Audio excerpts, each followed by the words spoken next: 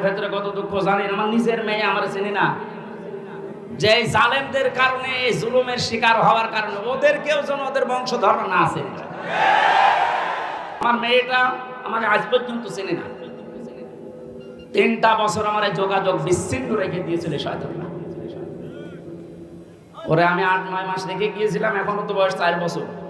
আমার এখনো পর্যন্ত আমার কাছেও আসে না, আমার ডাকেও না, আমার কাছে আসে না। কারণ মনে করো বিভিন্ন হুজুর আসতো, ওই রকম একজন। আমি জেলখানা থেকে যেদিন বের হয়ে বাড়িতে গেলাম, আমার বলছে হুজুর আমাদের বাড়ি চলো। আপনি হাসতেছেন, আমার মন মাফ করে দিন। মাপ আপনি এই জায়গায় থাকলে আপনার মুখ দিয়ে মাপ বের হতো না।